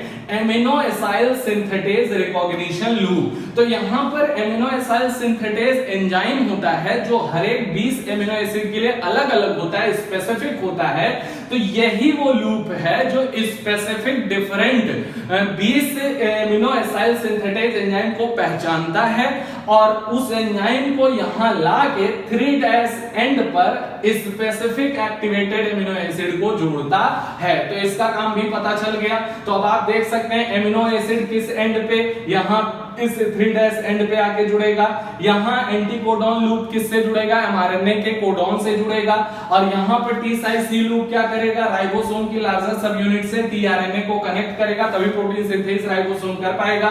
और 3' एंड पे एमिनो एसिड को जोड़ने के लिए जो एंजाइम चाहिए स्पेसिफिक, उसकी पहचान कौन करेगा, डीएचयू लूप द्वारा किया जाता है। तो ये है पूरा स्ट्रक्चर किसका बेटा, कैसे मैंने एमिनो एसिड को जोड़ को भी बता दिया है, एंड बता दिए हैं सारी चीजें। अगर कोई टीआरएनए ऐसा आपको नजर आए जिसपे एक्टिवेटेड एमिनो एसिड जुड़ चुका हो, तो उस टीआरएनए को बोला जाता है, बहुत ध्यान सुनना, उस टीआरएनए को बोला जाता है बेटा चार्ज्ड टीआरएनए। क्या बोलते हैं, चार्ज्ड टीआरएनए। क्यों, एमिनो एसिड जुड़ चुका है इसलिए इसे बोलते हैं चार्ज्ड टीआरएनए। लोडेड टीआरएनए मतलब एमिनो एसिड लोड हो चुका है, जुड़ चुका है, that is called charged tRNA या फिर लोडेड टीआरएनए। एसाइलेटेड टीआरएनए, क्या बोलते हैं, एसाइलेटेड टीआरएनए। अब आप बताओ, अगर ये एमिनो एसिड हट जाए, क्योंकि जैसे ही एमिनो प्रोटीन सिंथेसिस के दौरान एमिनो एसिड पॉलीपेप्टाइड चेन बनाने में चला जाएगा, तो उस टाइम पे चार्ज क्या हो जाएगा, ये अनचार्ज टीआरएनए, अनलोडेड टीआरएनए और डीएसाइलेटेड टीआरएनए। तो वर्ड ध्यान रखिएगा, चार्ज्ड, लोडेड और एसाइलेटेड टीआरएनए। ठीक है, इसे एक नाम और देते हैं बेटा, एमिनो एसाइल टीआरएनए कॉम्प्लेक्स। क्या बोलेंगे, एमिनो एसाइल टीआरएनए कॉम्प्लेक्स या फिर चार्ज लोडेड एसाइलेटेड टीआरएनए। इस पूरे को जब एमिनो एसिड यहां जुड़ा होगा, अब आप कहेंगे sir amino acyl tRNA complex तो हम बनाए थे, ऐसा ही कुछ कॉम्प्लेक्स हमने एक्टिवेशन ऑफ एमिनो एसिड के दौरान बनाया था। हाँ, सेम ऐसा ही कॉम्प्लेक्स बनाते हैं, लेकिन उसमें एएमपी और एंजाइम भी होता है जो कि अब अलग हो चुका है। तो वहां पे amino acyl tRNA synthetic enzyme होता है, वो अब अलग हो चुका है। तो हमने कहा इस पूरे स्ट्रक्चर को, टीआरएनए का स्ट्रक्चर कैसा होता है, कितने एंड होते हैं, कहां लूप होते हैं, कहां जुड़ता है, क्या बोलते हैं, इस पूरे को, ये सारी चीजें मैंने बता दी। अब आप कहें सर ये एक छोटी सी चीज यहाँ पर ये क्या है, ये बेटा एक्स्ट्रा आर्म है जो कभी कभी नजर आती है, हर जगह नहीं नजर आएगी हर टीआरएनए में, लेकिन इसका काम अभी तक क्या है, अननोन है, कोई खास बात इसके बारे में पता नहीं लगाई जा पाई है। ठीक है, नेक्स्ट हम आते हैं बेटा कि अगर मान लीजिए इसी तरीके का हमारे पास टीआरएनए 2 हो, तो मैं बोल सकता हूं कि चार्ज्ड या लोडेड टीआरएनए अगर हमारे पास 2 हो, तो एक एमिनो एसिड इस पर होगा, एक उस पर होगा। तो मैं यहां एग्जांपल के तौर पे बताऊं कि अगर पहला लोडेड टीआरएनए ये है और दूसरा लोडेड या चार्ज टीआरएनए ये है, अगर दोनों को एनफ क्लोज मतलब पर्याप्त नजदीक लाया जाए, तो इन दोनों के बीच में एटीपी का खर्चा होके, एनर्जी का खर्चा होके बन जाता है पेप्टाइड बॉन्ड। क्या बन जाता है, पेप्टाइड बॉन्ड। और जैसे ही पेप्टाइड बॉन्ड बना इन दोनों के बीच में, ये टीआरएनए जो है ये फ्री हो जाता है, ये टीआरएनए भी फ्री हो जाता है, और ये दोनों जो है क्या यहां पर पॉलीपेप्टाइड का हिस्सा बन जाते हैं। तो अब आप बताओ, यहां जैसे ही एमिनो एसिड हटा, ये दोनों टीआरएनए फ्री होके अब ये क्या कहलाएंगे, अनलोडेड, अनचार्ज या डीएसाइलेटेड कहलाएंगे या नहीं। हाँ, तो अब आप बताओ, ये पेप्टाइड बॉन्ड यहां बन गया, लेकिन कई बार आपने नाम सुना होगा 23S आरआरएनए राइबोजाइम या कैटलिस्ट, जो अगर यहां पर प्रेजेंट हो, तो यहां पर पेप्टाइड बॉन्ड का फॉर्मेशन बहुत तेजी से इंक्रीज होने लगता है और बहुत फटाफट ट्रांसलेशन या प्रोटीन सिंथेसिस या पॉलीपेप्टाइड चेन बनने लगती है। तो ये आपको ध्यान रखना है। तो मैंने स्ट्रक्चर बता दिया, क्या बोलेंगे ये बता दिया, और पिछले वाले रिएक्शंस कैसे कनेक्ट करेंगे ये भी बता दिया। अब ये चार्जिंग या लोडिंग या एमाइनो, इस प्रोसेस को चार्जिंग, लोडिंग या एमाइनो एसाइलेशन ऑफ टीआरएनए बोलते हैं। तो आप बताओ, जब टीआरएनए का ही एमिनो एसाइलेशन वगैरह होना है, तो हमें हर हाल में यहां पर टीआरएनए तो चाहिए ही चाहिए। बना दिया 3'5'CCAG और यहां पर एंटीकोडॉन वाला लूप बना के टीआरएनए तो चाहिए ही चाहिए, और साथ में क्या चाहिए यहां पर, क्योंकि इसी की क्या होनी है, लोडिंग, इसी की क्या होनी है, चार्जिंग, इसी का क्या होना है, एमिनो एसाइलेशन। और एमिनो एसाइलेशन कब होगा, जब यहां पर आपके पास क्या होगा, स्पेसिफिक एक्टिवेटेड एमिनो एसिड। अब आप कहोगे sir specific activated amino acid को यहां से उठाया और यहां लगा दिया, जोड़ दिया, that is called the loaded या चार्जिंग ऑफ द टीआरएनए। लेकिन यहां पर आप कहेंगे इसी को amino acyl AMP enzyme complex. तो आप बताओ, जब यहां से यहां गया तो एमिनो एसाइल तो यहां रहा, और साथ में देखो एमिनो एसाइल उधर था, यहां एमिनो एसाइल है, ये टीआरएनए है, ये टीआरएनए है। लेकिन आप बताओ, यहां एएमपी और एंजाइम दो बच गए कि नहीं बच गए, यहां एएमपी और एंजाइम। तो जब यहां से यहां आते हैं बेटा, तो यहां पर एएमपी जो है अलग हो जाता है और एंजाइम जो है दोबारा से काम करने के के लिए तैयार हो जाता है। मतलब यहाँ पर अगर पूछा जाए तो स्पेसिफिक एक्टिवेटेड एमिनो एसिड या amino acyl MP enzyme complex जो कि आपने एक्टिवेशन ऑफ एमिनो एसिड में बनाया है, यहाँ पर एटीपी को जोड़ के एंजाइम को जोड़ के एमिनो एसिड में, उस रिएक्शन के बाद आप यहाँ से टीआरएनए भी जोड़िए और AMP enzyme plus amino acyl tRNA complex आपको मिलता है। और ये जो है अब लार्जर सब यूनिट ऑफ राइबोसोम से जुड़ के प्रोटीन सिंथेसिस करने के लिए पूरी तरह से तैयार है, पूरी तरह से रेडी है। जैसे ही एमआरएनए पर राइबोसोम जुड़ेगा उसकी लार्जर सब यूनिट पे ये टीआरएनए जुड़ के प्रोटीन सिंथेसिस को कंटिन्यू कर देता है। नेक्स्ट है बच्चों एमआरएनए, और एमआरएनए के बारे में अगर बात की जाए तो एम फॉर क्या है, मैसेंजर। मैसेंजर का मतलब क्या है, इसके पास इंफॉर्मेशन, इसके पास जेनेटिक इंफॉर्मेशन है। और कौन सा जेनेटिक इंफॉर्मेशन है, मैसेज बोलिए या फिर जेनेटिक इंफॉर्मेशन बोलिए, कौन सी, जो डिक्टेट हो रही थी डीएनए में, जो डीएनए में डिक्टेट हो रही थी, लेकिन अब एमआरएनए में लाई जा चुकी है क्योंकि डीएनए का ट्रांसक्रिप्शन हुआ तो एमआरएनए बन चुका है। तो डीएनए से एमआरएनए आया है। एमआरएनए जो है वो किससे प्रोड्यूस होगा, डीएनए से। किस प्रोसेस के थ्रू, ट्रांसक्रिप्शन के थ्रू। जेनेटिक इंफॉर्मेशन को कोड करेगा, जो डीएनए डिक्टेट कर रहा था उसी को रिप्रेजेंट करेगा। इसका अमाउंट है बेटा 1 से 5%, सबसे कम है। लीस्ट स्टेबल है। क्यों लीस्ट स्टेबल है, उसका रीजन समझिए। ये स्ट्रक्चरल नहीं है, ये कैटालिटिक नहीं है, बल्कि ये लीस्ट स्टेबल होने का रीजन ये है डिफरेंट डीएनए के सेगमेंट से डिफरेंट एमआरएनए बनेंगे और जिनका यूज होने के बाद खत्म कर दिए जाएंगे। तो एक बार जो एमआरएनए यूज हो गया दोबारा से उसका यूज करने की जरूरत नहीं होती है। जब जरूरत होती है तो ट्रांसक्रिप्शन नए सिरे से हो जाता है। तो इसीलिए क्या है, लिस्ट स्टेबल है कि बनेगा, डीएनए का ट्रांसक्रिप्शन होगा, एमआरएनए बनेगा, यूज होगा, प्रोटीन सिंथेसिस होगी और नष्ट कर दिया जाएगा। अगला ये यहाँ पर प्रोड्यूस बाय डीएनए, डीएनए से ही बनेगा, किससे, ट्रांसक्रिप्शन से। इसके ऊपर हमेशा से मैं बार बार बता रहा हूं कोडॉन्स एमआरएनए पर, एंटी कोडॉन टीआरएनए पर। तो ट्रिपलेट कोडॉन्स प्रेजेंट होंगे। यहां पर ये पॉलीपेप्टाइड चेन को कोड करेगा, मतलब इस ये ट्रांसलेशन में जाएगा और साथ में टेम्पलेट की तरह, ये टेम्पलेट की तरह वर्क करता है। तो आप बताइए mRNA work as a template during the translation. आइए बात करते हैं। यहां पर अगर बात की जाए बेटा तो ये यूकैरियोटिक एमआरएनए और प्रोकैरियोटिक एमआरएनए आपके सामने है। तो यहां पर अगर बात की जाए तो ये जो मैंने दिखा रखा है that is the eukaryotic mRNA, और यहां पर अगर देखेंगे आप तो ये है प्रोकैरियोटिक एमआरएनए। अब बोले सर क्या फर्क है, आप वैसे ही देख लीजिए। यहां पर अगर आप देखेंगे तो कैपिंग है, टेलिंग है, वहां पर नहीं है। अब हमने कहा यहां पर अगर आप देख पा रहे हो तो एक तो 5' एंड पे कैपिंग है, 3' एंड पे टेलिंग है।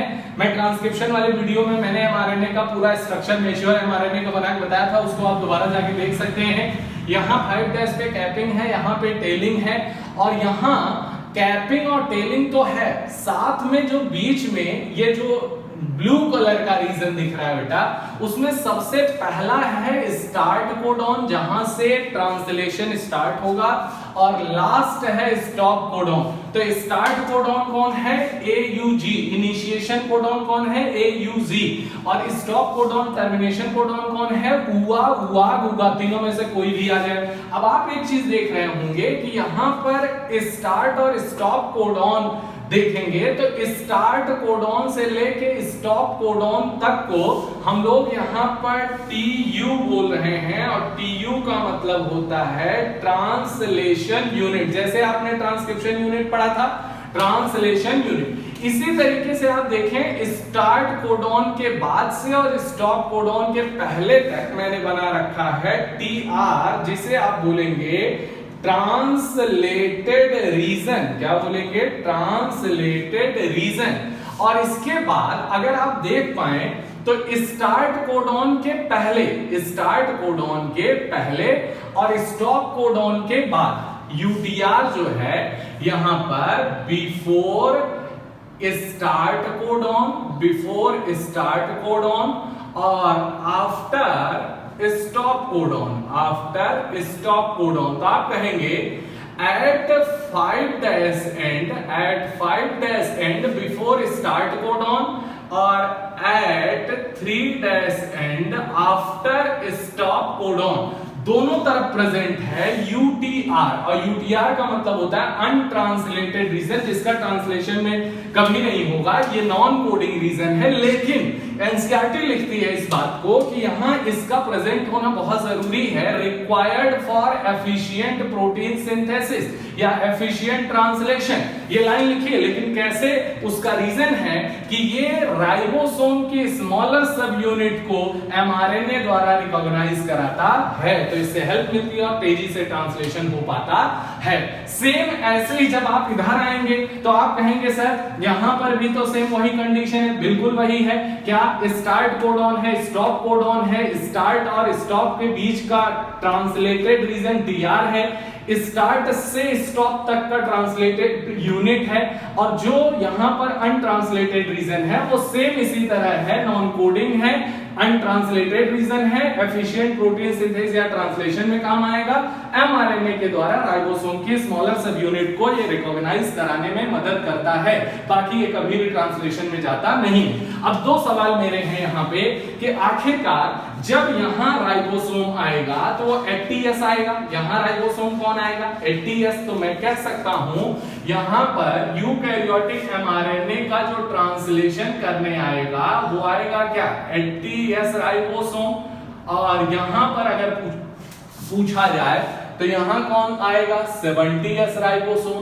तो आप ये कहेंगे कि सर यहाँ 70S में भी लार्जर सब यूनिट और स्मॉलर सब यूनिट होगी, जो कि यहाँ पर लार्जर सब यूनिट 50S और ये 30S होगी, और यहाँ पर अगर पूछा जाए तो भी लार्जर सब यूनिट जो है 60S होगी और स्मॉलर सब यूनिट जो है 40S होगी।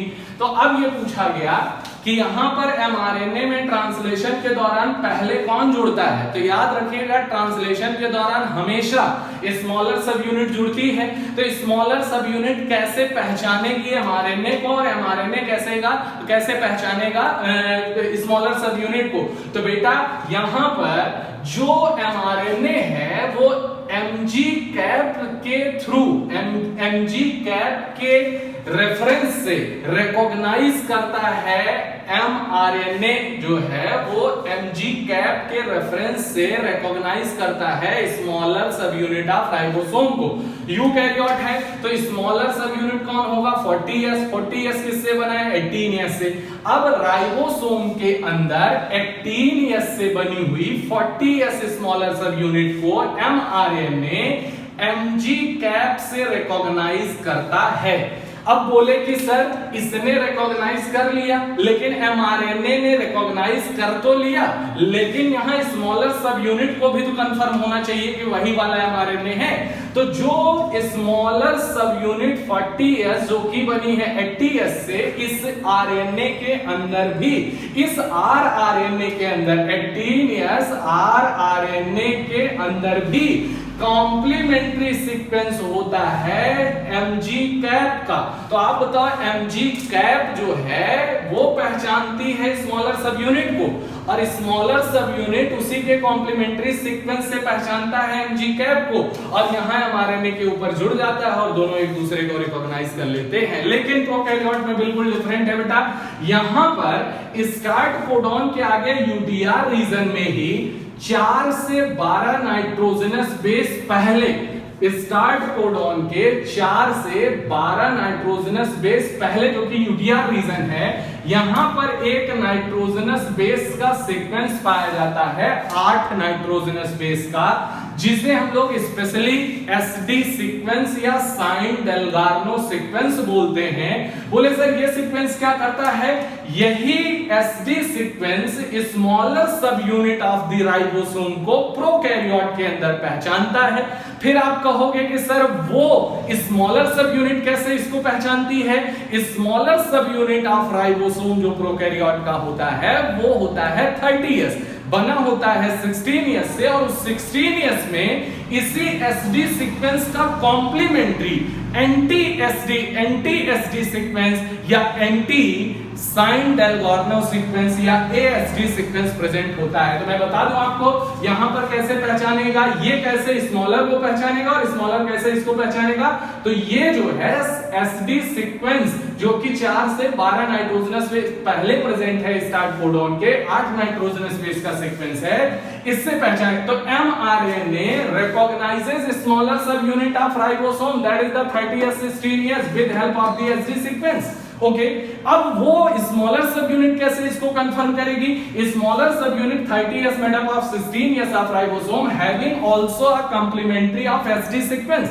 तो वो तो इसका एंटी हो जाएगा, और अगर एंटी हो जाएगा that is called the anti Shine Dalgarno sequence, that is the ASD sequence. एक चीज तो तय हो गई बेटा कि यहां पर स्मॉलर सब यूनिट चाहे प्रोकैरियोट हो चाहे यूकैरियोट हो, इन यू आर prokaryote, eukaryote or prokaryote, smaller subunit always firstly attach on mRNA during translation, मतलब ट्रांसलेशन के दौरान स्मॉलर सब यूनिट ही हमेशा पहले जुड़ेगी, उसके बाद लार्जर जुड़ेगी, फिर पूरा राइबोसोम बनने के बाद ही ट्रांसलेशन स्टार्ट होता है। ओके, नेक्स्ट आ रहे हैं राइबोसोम के बारे में, फटाफट देखिएगा। राइबोसोम बच्चों एक मेम्ब्रेनलेस स्ट्रक्चर है, मतलब मेम्ब्रेन बाउंड नहीं होता, made up of structural RNA, मतलब स्ट्रक्चरल RNA से बना होता है। मतलब कौन सा RNA नहीं होगा, mRNA कभी भी नहीं होगा। कौन सा होगा, tRNA एंड rRNA। तो बिल्कुल बेसिक राइबोसोम का बता रहे हैं, सेल बायोलॉजी वाला राइबोसोम यहाँ नहीं पढ़ाया जा रहा है, बस उतना जितने से ट्रांसलेशन आपको आ जाए। सोचिए अगर इतनी बेसिक्स अगर आपको नहीं आती है, ट्रांसलेशन आप रट सकते हैं, किसी तरह जूझ सकते हैं, लेकिन आपको चीजें समझ नहीं आएंगी। एक बार अगर प्रॉपर शुरू से लेकर लास्ट तक आपने पेन पेपर लेके लिख लिया, समझ लिया, ट्रांसलेशन ऐसे चुटकी में सॉल्व हो जाएगा, गारंटी है बेटा। कोई एक सिंगल सवाल आपका कभी गलत नहीं होगा। बी कंसेप्चुअल, कहीं आपको दिक्कत नहीं आएगी, रटिए मत, सबको समझना है। एनसीईआरटी बहुत टिपिकल लिखी हुई है, बहुत सारे स्टेप्स उसमें स्किप किए हुए हैं। तो मेम्ब्रेनलेस है, made up of structural RNA, tRNA, rRNA and proteins, मतलब RNA और प्रोटीन से बना होता है। RNA, T और R होते हैं और 80 डिफरेंट टाइप की प्रोटीन होती है। इसे ये प्रोटीन बनाने में काम आता है, so called as the protein factory of the cell, मतलब ट्रांसलेशन करने में ये काम आता है। और खास बात कि जो इसका स्ट्रक्चर होता है बेटा, उसमें 2 सब यूनिट होती हैं। अगर मैं बना के दिखाऊं तो यहाँ पर एक हो गई स्मॉलर सब यूनिट बेटा, और यहाँ पर ये वाली हो गई लार्जर सब यूनिट। तो यहाँ पर एक स्मॉलर होगी जो कि ये है, और एक है लार्जर सब यूनिट। देखते जाइए केवल लार्जर सब यूनिट और स्मॉलर सब यूनिट जनरली सेपरेट और अलग अलग रहती हैं, और राइबोसोम इनएक्टिव रहता है, प्रोटीन सिंथेसिस या ट्रांसलेशन में नहीं जाता। ये तभी कंबाइन होता है जब ट्रांसलेशन में जाने के लिए तैयार होना होता है। और खास बात ये है कि ये तभी यहाँ पर एक्टिव होगा और तभी ये जुड़ेगा जब यहाँ पर 0.001 m concentration of Mg+2 available होगा। जब तक ये नहीं होगा तब तक ये डिसोसिएट रहेंगी दोनों सब यूनिट्स।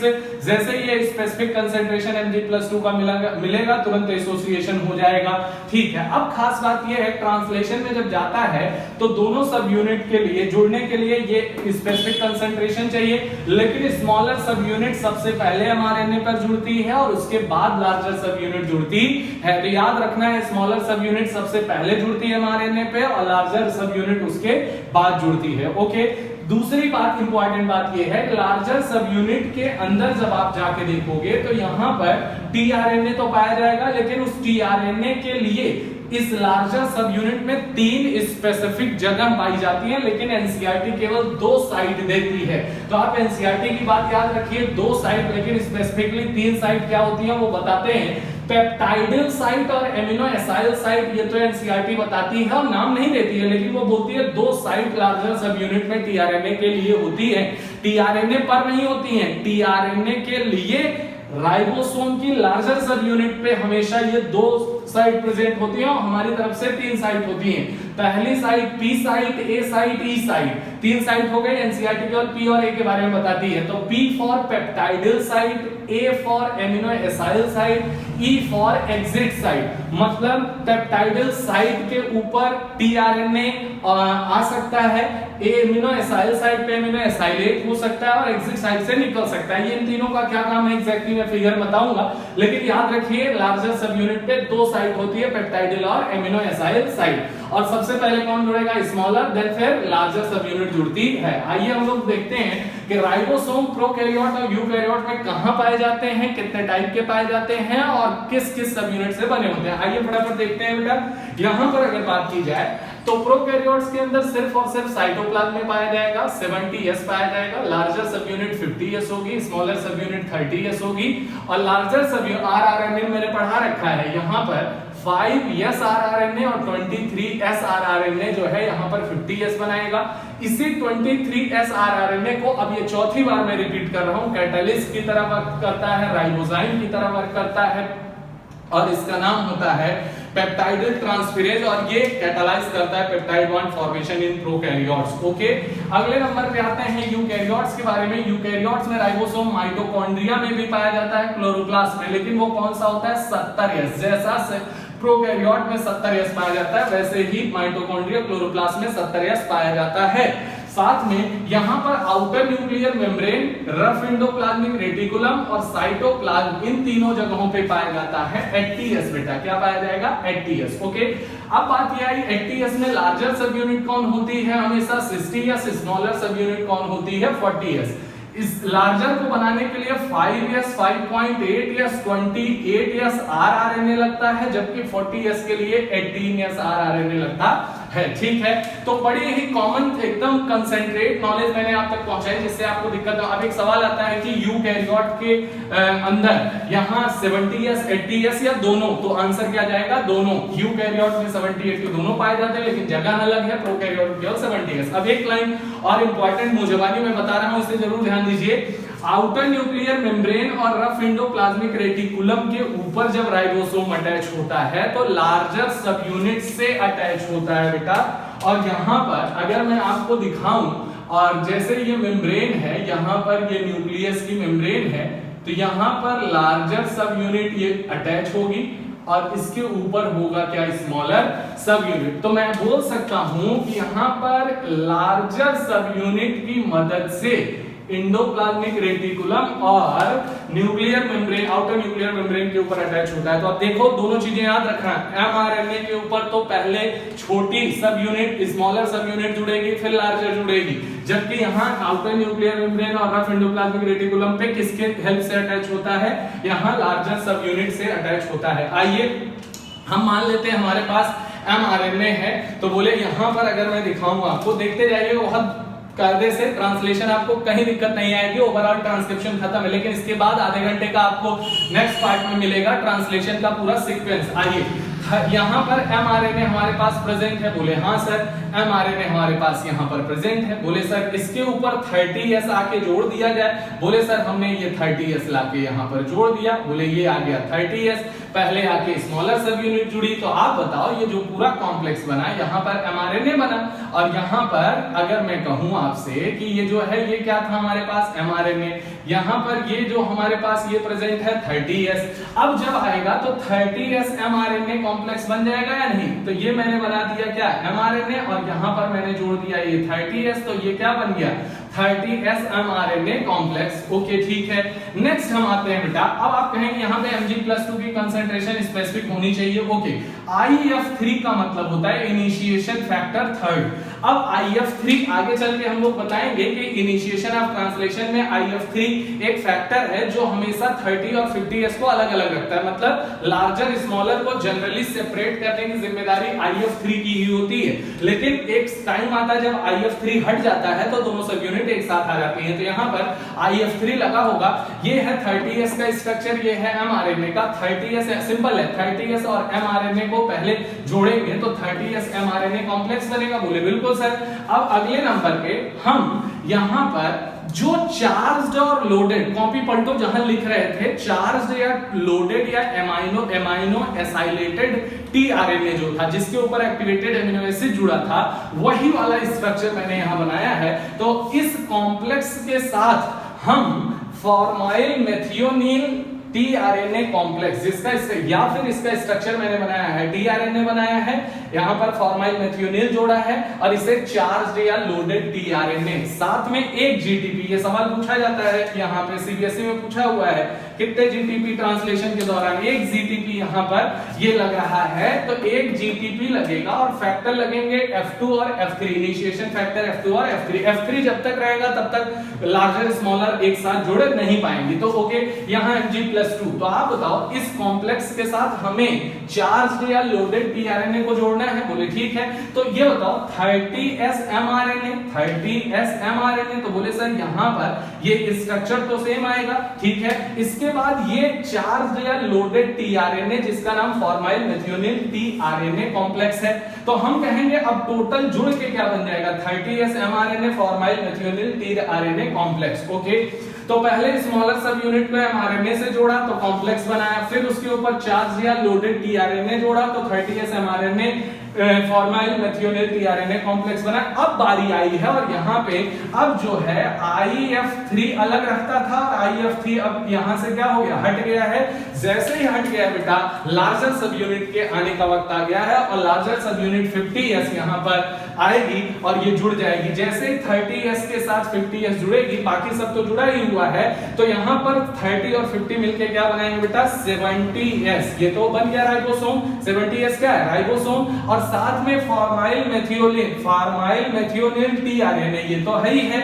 और किसके ऊपर ये सब जुड़े हैं, एमआरएनए के ऊपर, और ये क्या बन जाएगा कॉम्प्लेक्स। अब आप देख सकते हैं यहाँ पर एक एमआरएनए है, उस एमआरएनए के ऊपर ये 30s स्मॉलर सब यूनिट जुड़ा हुआ है, यहाँ लार्जर सब यूनिट जुड़ा हुआ है, इसमें फॉर्माइल मेथियोनिन टीआरएनए कॉम्प्लेक्स है और ये पूरा राइबोसोम 70s बना हुआ है। और ये पूरा राइबोसोम जुड़ के अब एक तरफ मूव करता जाएगा और मूव करते हुए प्रोटीन सिंथेसिस या ट्रांसलेशन करता जाएगा। और अगर ऐसा है तो एक ही राइबोसोम एक एमआरएनए पे नहीं जुड़ता है, बल्कि एक से ज्यादा राइबोसोम एक एमआरएनए पर जुड़ते हैं। और जब कभी एक से ज्यादा राइबोसोम मतलब मेनी राइबोसोम एक सिंगल एमआरएनए के ऊपर जुड़ जाए, तो मेनी राइबोसोम जब एक सिंगल एमआरएनए पर जुड़ जाए तो इस स्ट्रक्चर को बोला जाता है पॉलीसोम, ओके।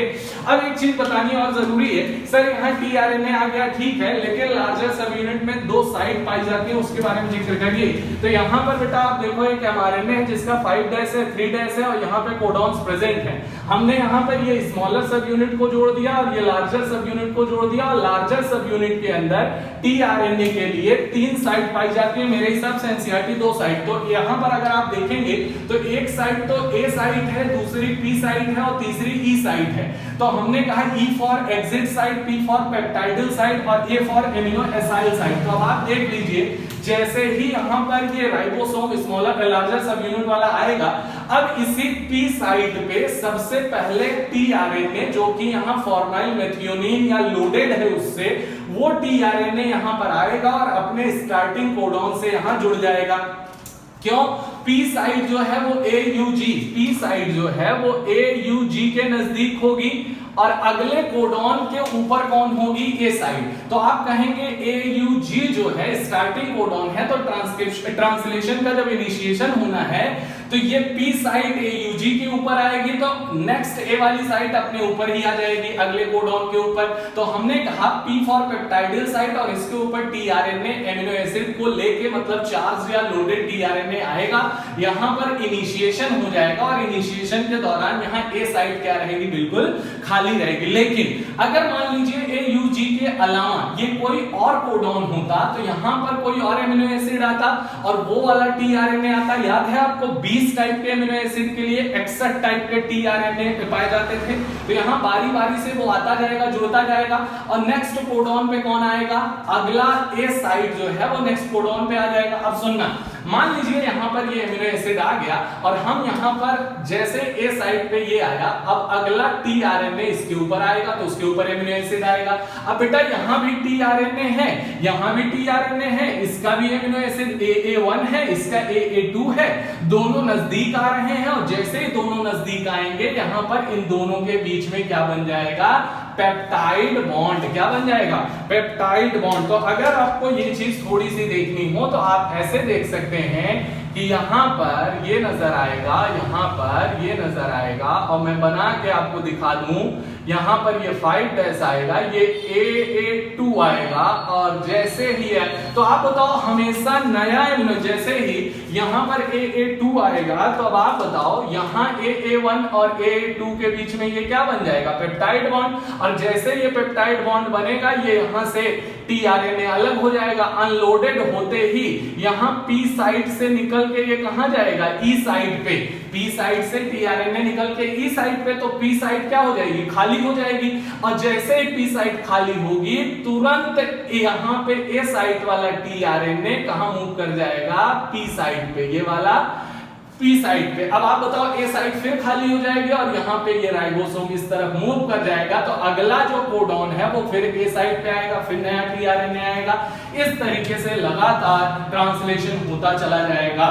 तो ये बेसिकली राइबोसोम के बारे में है। नेक्स्ट हम लोग पढ़ेंगे ट्रांसलेशन टॉपिक के बारे में बेटा। तो ट्रांसलेशन पूरा उससे चीजें क्लियर हो, इसको आप पेन पेपर लेके अच्छे से नोट डाउन कर लीजिए ताकि आपको चीजें confusion, they are the concepts. Point क्या है, एमिनो एसिड है, उसका स्ट्रक्चर है, पेप्टाइड बॉन्ड है, कैटलिस्ट है, एमिनो एसिड का एक्टिवेशन है। नेक्स्ट हम लोगों ने पढ़ा है टाइप ऑफ आरएनए, आरआरएनए और उसका काम, और फिर टीआरएनए स्ट्रक्चर, उसका काम और उसकी चार्जिंग या loading, then mRNA prokaryote eukaryote दोनों के अंदर, एंड देन राइबोसोम। अब हम लोग पूरी तरह से हर कंपोनेंट, हर औजार और हर हथियार से लैस हैं कि ट्रांसलेशन आसानी से पढ़ा जा सकता है।